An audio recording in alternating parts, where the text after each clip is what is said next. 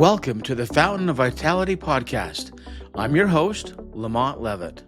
In a world overflowing with noise, confusion, and distraction, we're here to cut through the clutter and explore bold, unique paths to a longer, healthier, and more vibrant life. Through candid conversations with business leaders, wellness experts, industry pioneers, and innovators, we'll uncover insights to help you discover your own personalized, unique approach to thriving. Tune in, trust the compass of wisdom within, and find your fountain of vitality. Hi, this is Lamont Levitt, and welcome to the Fountain of Vitality podcast.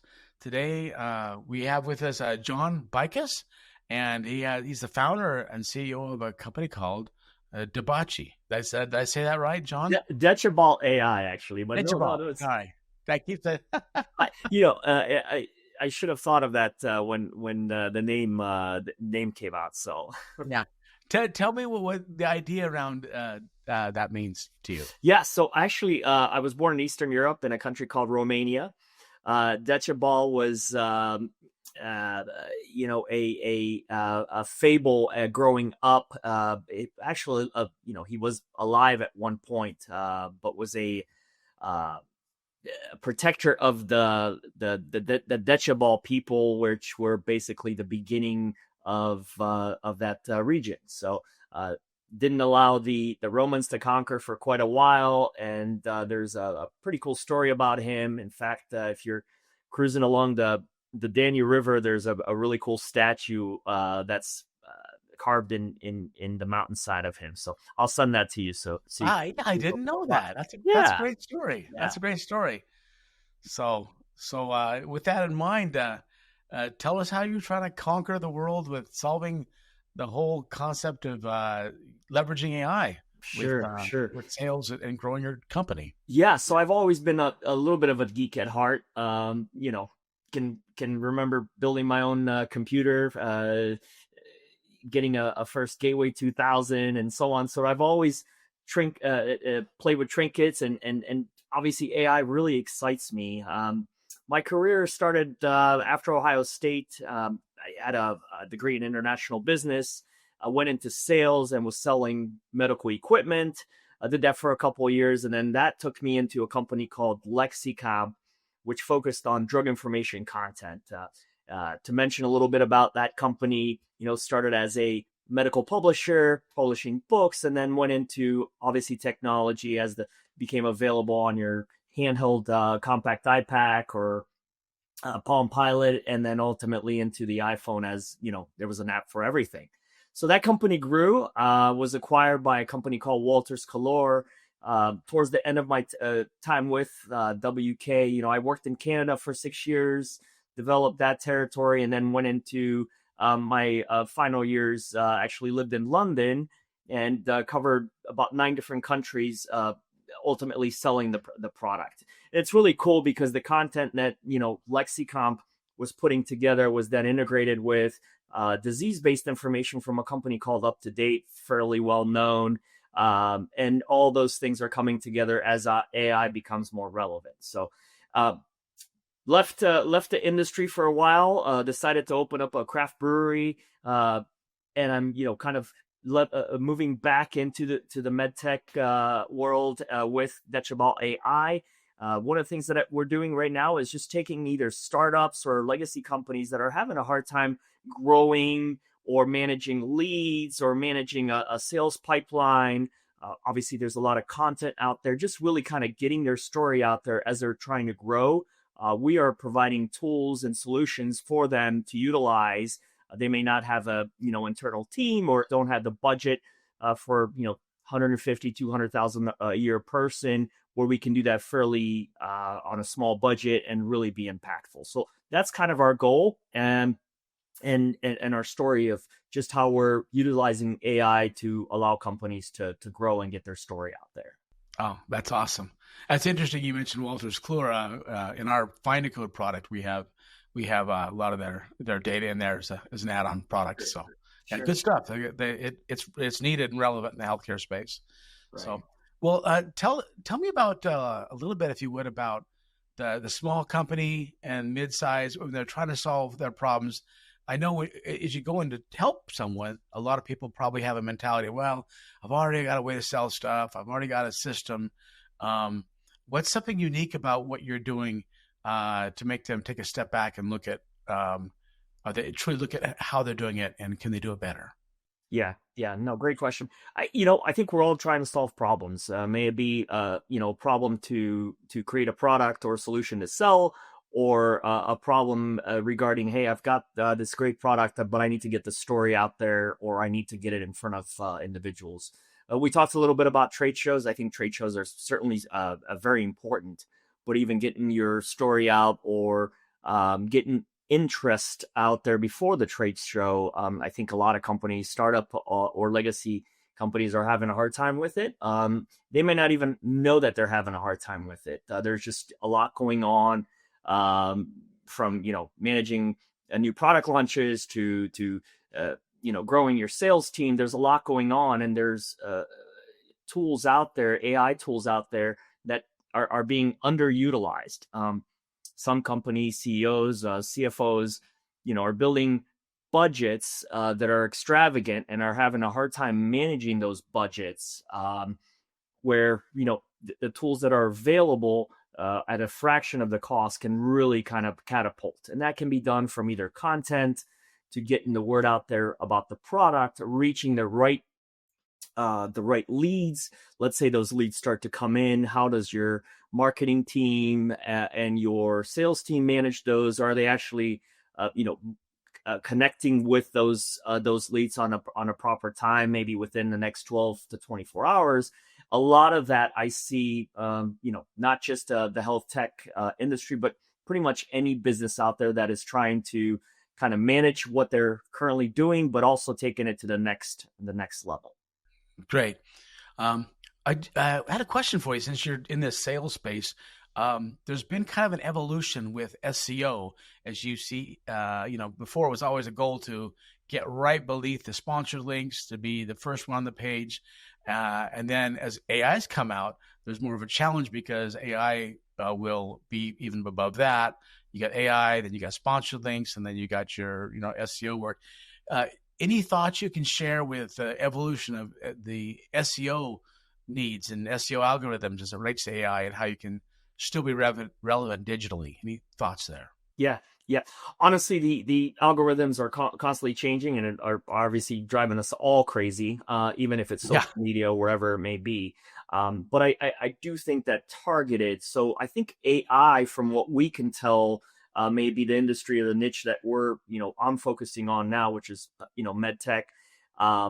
There's great ways to utilize AI to really target the individuals or the businesses B2B, which we focus on more directly, and doing that either by outbound phone calls, inbound phone calls management, but primarily even just email, where things are relevant based on what they may be searching for, what we certainly know about. There's a lot of content out there, and you and I spoke a little bit about managing all this content, and not just from your company or your businesses, but there's a lot of content now. How do we utilize it to take it to the next level? And I think sales and marketing does a really good job if it's being utilized at the moment.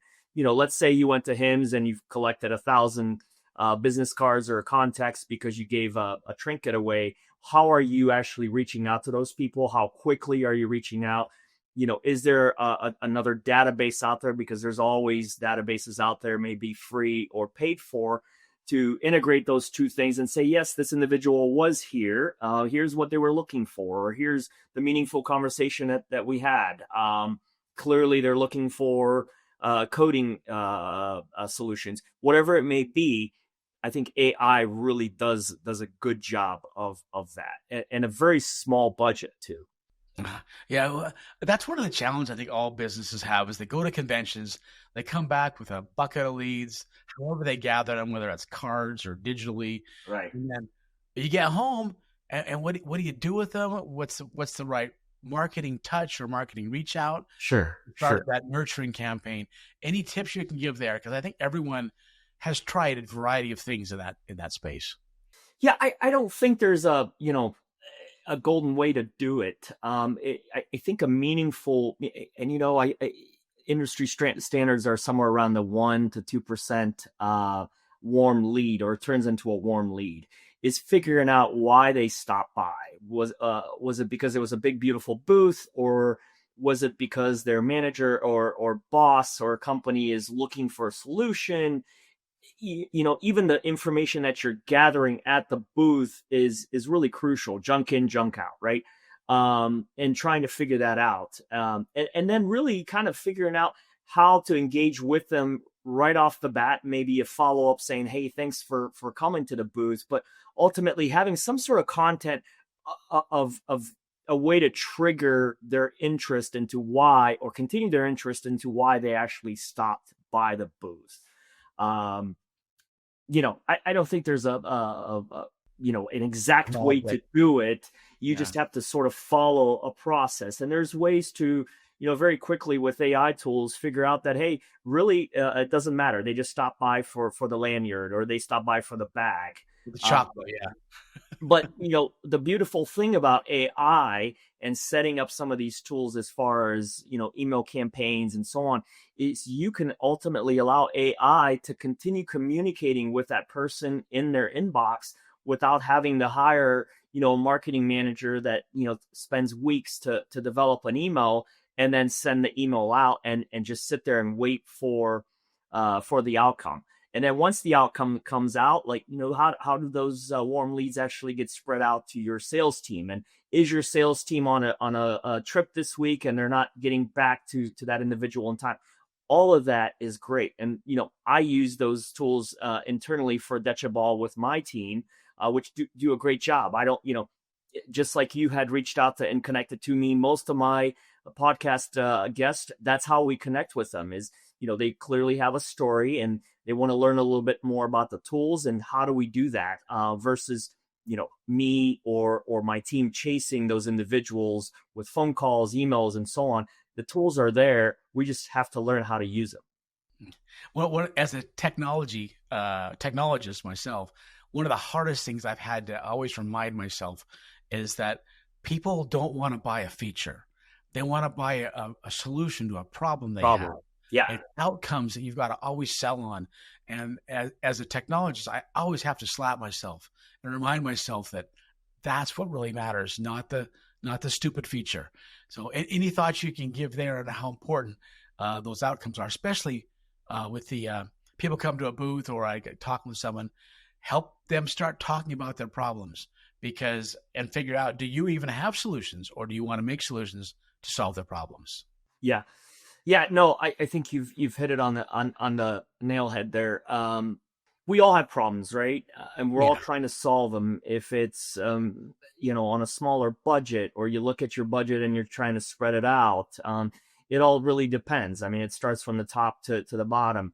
I think if you look at the way we all try to solve problems, we're either trying to save on cash flow, or we're trying to save on time, or trying to shorten that sales cycle, or trying to build a larger, it's all numbers, right? Try to build a larger list and make that list more meaningful as to how I reach those individuals. I think, some of the tools that are available or readily available with AI is really an exciting time. At the end of the day, there's always sales books, and the gist of the sales book is, what is the problem and how can you solve it, right? I don't need a solution. I just you need to tell me how you're going to help me solve this problem. I'm clearly going to spend money with you. How do we solve that problem? And I think, through conversations and even some of the tools that are out there to analyze conversations through phone calls or whatever, can really help you drive if there's an industry trend, and that trend, maybe solving a certain problem. It's fairly easy to utilize AI tools to do that. And it's exciting because, again, can shorten your sales cycle and really kind of driving the message fairly quickly versus, longer sales cycle. what I've learned after being in the industry for years is that what a problem that didn't exist last year can exist this year. Sure. So always be aware that problems can be created by technology, Right. by especially in healthcare, new government regulations, Right. which require them to do something different. And then as a product creator, okay, what product are you going to create to solve that problem? And can you be, one of the first couple to market? Because that's important. So anyway, be aware of things that are changing with this technology, government regulations, changes in an industry, even acquisitions. Sometimes when company A buys company B, that coming together creates a new set of problems that you can solve for a company that just got acquired or merged. Right. In the health care or health technology sector, I think it's timing is definitely of an essence when it comes to government funding or grants or programming. And I'm actually working with quite a bit of clients out there that know about funds available for their solution. Their challenges are, here's a clinician or a manager of an office or a health system, may it be a public, health sector or private. There may be funds out there that they need to grab. They know that they need those solutions. They just don't know how to make that happen. Right. And there's, there are startups or legacy companies that have been building or talking about those solutions or pieces of software. They're now trying to ultimately connect with those users. And I think AI does a good job of getting that word out quickly. May it be through targeting certain topics or maybe getting content out there. Let's say XYZ company has a great product that someone across the country or multiple clients of theirs are using it. Getting the word out there through a podcast and utilizing some of the SEO and whatever else means that they're trying to reach out to is a great way. And I know you and I talked about, hey, what do we want to talk about? Maybe make it a question and say, hey, are you dealing with this problem? Oh, wow, I am dealing with that problem. Yeah. And it's through content. We're always scrolling. We're always doing something, right? It's not your typical, even email, if it's, not the right subject line, you can very quickly find that out through AI tools, and it can really quickly massage it or change it to make sure that it gets out there. Yeah, there's some interesting things leverage even with this ChatGPT or whatever, where you can actually ask the AI, how can you help me create a message that will reach out to a given market, and it'll give you some great ideas.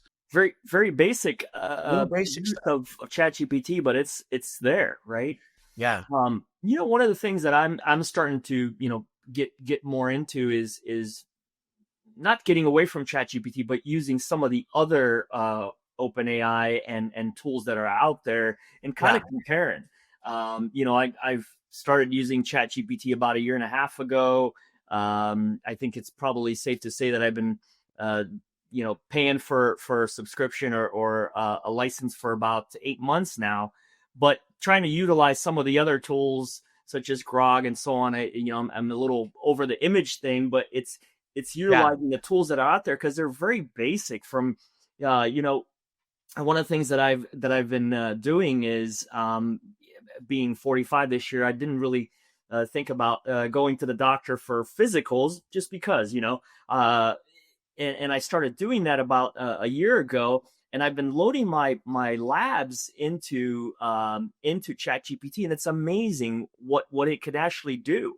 And while the clinician may sit with me for 20 minutes in a room and ask me some questions, and hopefully they're typing quickly enough, or whatever they're doing to fill out that chart is now becoming available to patients such as myself, and I can actually use AI to track my lab records.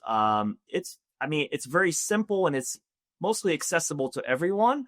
But it's just those little things that a lot of people don't even think about how they can actually use AI on a daily basis for personal use. Yeah, yeah. I've enjoyed it even in conversations with other business leaders to try to figure out what's the best way to solve this potential partnership, acquisition, or what's the right price. What's the market bearing for a given solution? And because one of the hardest things when you launch a new company is figuring out what your price is supposed to be. What is the right price? What will the market bear? And how can I differentiate myself from the masses? Absolutely. So that's been helpful to kind of make that process a little faster. Yeah. From a sales point or aspect, it's really interesting using AI to ultimately collect information that your prospect may not be willing to provide you with metrics. Yeah.